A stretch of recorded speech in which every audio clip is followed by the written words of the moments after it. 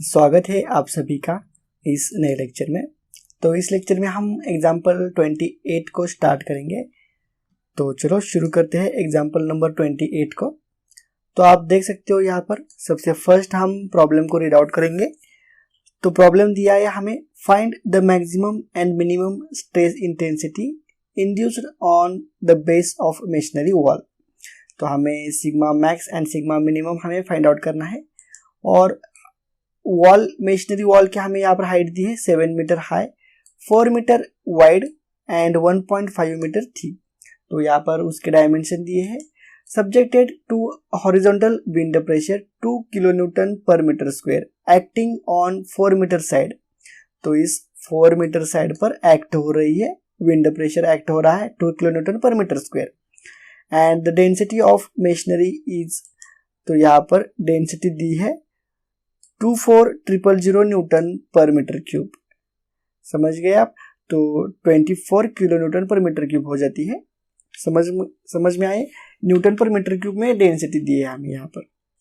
तो जो भी प्रोसीजर है सेम, पिछले प्रॉब्लम में जो भी प्रोसीजर हमने अप्लाई की थी सेम वही प्रोसीजर से हम ये भी एग्जाम्पल सॉल्व करेंगे। सिर्फ यहाँ पर डिफरेंस इतना ही है, पिछले लेक्चर में हमने एज्यूम किया था, देखो यहाँ पर हमने एज्यूम किया था विंड प्रेशर कहाँ पर एक्ट हो रहा है।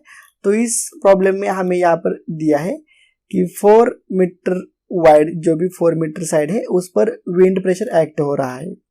तो आप देख सकते हो यहाँ पर 4 मीटर इस साइड लिया है, वाइड एंड थिकनेस इस साइड लिया है, क्योंकि हमें प्रॉब्लम सॉल्व करने के लिए आसानी हो, इसलिए इस टाइप में लिया है। हॉरिजॉन्टल, देखो हॉरिजॉन्टल एक्ट हो रहा है ना, कंडीशन में दी है हमें यहाँ पर horizontal wind pressure 2 kilo Newton. तो इसलिए यहाँ पर हॉरिजॉन्टल विंड प्रेशर इस प्रकार से कहाँ पर अप्लाई हो रही है, 4 मीटर साइड पर अप्लाई हो रही है। तो देखो ये 4 मीटर साइड पर अप्लाई हो रही है, समझ में आ गया आपको? तो इस साइड पर अप्लाई हो रही है। और अब हमें sigma max and sigma minimum की वैल्यू निकालनी है। तो सेम प्रोसीजर, पिछले प्रॉब्लम में जो भी प्रोसीजर हमने अप्लाई की थी वही प्रोसीजर हम यहाँ पर अप्लाई करेंगे।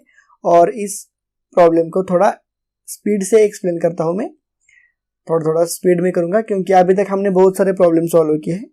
तो यहाँ पर given data H 7 metre height दी है, बी 4 मीटर, उसकी विड्थ, उसकी थिकनेस दी है 1.5 मीटर, रो हमें यहाँ पर डेंसिटी दी है, यहाँ पर पी है, यहाँ पर पी है यानी कि इंटेंसिटी यानी कि प्रेशर, विंड प्रेशर हमें यहाँ पर दिया है 2 किलो न्यूटन पर मीटर स्क्वायर, यानी कि आप देख सकते हो इसी का कन्वर्जन हमने न्यूटन मीटर स्क्वायर में किया। तो यहाँ पर देख सकते हो आप, यहाँ पर 2 को इंटू 10⁻³ से हमने मल्टीप्लाई किया तो न्यूटन मीटर स्क्वायर में हो जाता है। और यहाँ पर डेंसिटी दी है 24,000 न्यूटन पर मीटर क्यूब। समझ में आ गया आपको? और फाइंड क्या करना है, sigma max and sigma minimum हमें फाइंड आउट करना है। तो सबसे पहले हम sigma max and sigma minimum find out करने के लिए sigma naught and sigma b हमें फाइंड आउट करना पड़ता है। और सिग्मा नॉट और सिग्मा बी को फाइंड करने के लिए हमें जो भी डाटा रिक्वायर्ड होता है वो हम सबसे फर्स्ट कैलकुलेट करते हैं। तो यहाँ पर वेट ऑफ वॉल हमें मालूम है, वेट कैसे निकालते हैं, ये इंटू एच इंटू डेंसिटी। तो एरिया मीन्स, देखो यहाँ पर एरिया मीन्स 4 इंटू 1.5, तो यहाँ पर 4 इंटू 1.5 हमें एरिया मिल जाता है। एच मीन्स हाइट, 7 मीटर उसकी हाइट है, और डेंसिटी जो कि यहाँ पर दी है 24,000। तो इन सभी का कैलकुलेशन करने के बाद हमें वेट मिल जाता है 1 इंटू 10⁻6 न्यूटन में। उसके बाद क्रॉस सेक्शनल एरिया ये is equal to 4 into 1.5 is equal to 6 metre square.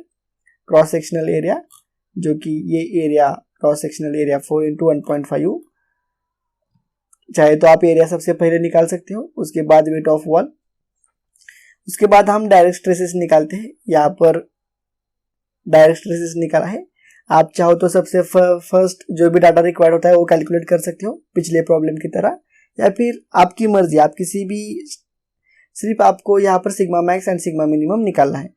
तो W मालूम है, ये मालूम है, तो हम यहाँ पर सिग्मा नॉट की वैल्यू निकालते हैं W अपॉन ये। तो W की वैल्यू 1 इंटू 10⁻6 है, डिवाइडेड बाई एरिया 6, तो इसका आंसर आता है 1.67 इंटू 10⁵ न्यूटन पर मीटर स्क्वायर। यहाँ पर हमें सिग्मा नॉट की वैल्यू यहाँ पर हमें मिल चुकी है। तो अब हम नेक्स्ट टोटल विंड लोड, हम विंड फोर्स डिटरमाइन करते हैं P। तो P means small p into projected area होता है। तो small p means wind pressure होता है, जो कि हमें दिया है 2 × 10⁻3। देख सकते हो आप यहाँ पर, देखो विंड प्रेशर यहाँ पर 2 किलो न्यूटन पर मीटर स्क्वायर दिया है 2। तो उसी का कन्वर्जन हमने 2 × 10⁻3 न्यूटन पर मीटर स्क्वायर किया। तो यहाँ पर आप देख सकते हो 2 × 10⁻3 न्यूटन पर मीटर स्क्वायर लिया है। उसके बाद प्रोजेक्टेड एरिया, तो एरिया क्या हो जाएगा, ये 4 और ये हाइट इसकी 7। तो 4 × 7, क्योंकि इस साइड एक्ट हो रहा है विंड प्रेशर। तो उसके बाद इन सभी का कैलकुलेशन करने के बाद आंसर आता है 56 × 10⁻3 न्यूटन।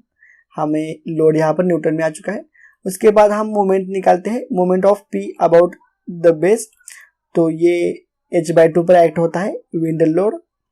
तो उसके बाद हम मोमेंट निकालते हैं। तो मोमेंट क्या होती है, P × h/2 हमें मालूम है।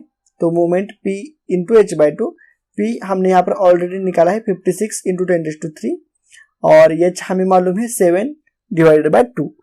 तो इन सभी का कैलकुलेशन करके आंसर आता है 1.96 × 10⁵ न्यूटन मीटर। तो हमें यहाँ पर मूवमेंट मिल चुकी है। अब हम सेक्शन मॉडुलस निकालते हैं।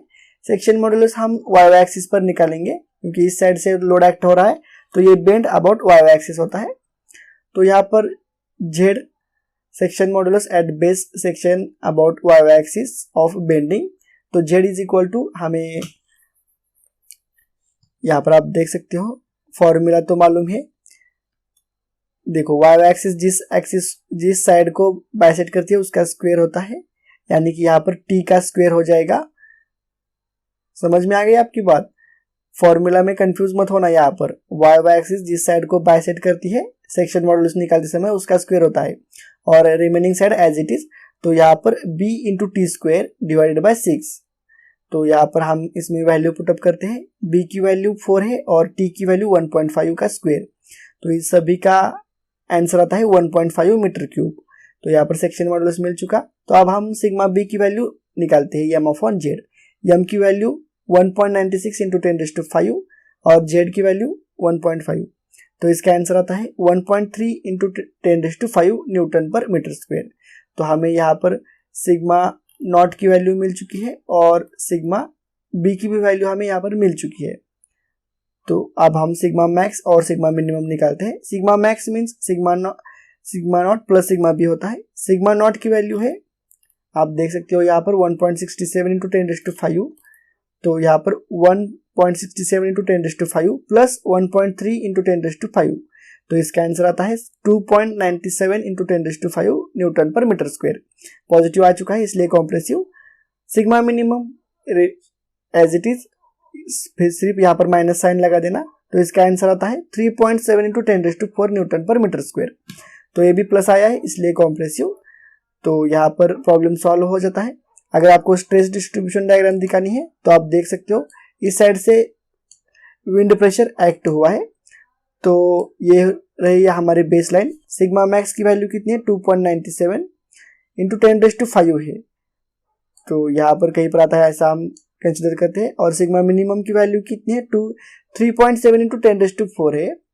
तो ये यहाँ पर कहीं पर आती है, ऐसा कंसिडर करते हैं और इस प्रकार से जोड़ देते हैं। तो ये हो चुके हैं हमारे स्ट्रेस डिस्ट्रीब्यूशन डायग्राम। यहाँ पर आप सिग्मा मैक्स दिखा देना, यहाँ पर सिग्मा मिनिमम, ऐसा सब कुछ मेंशन करना।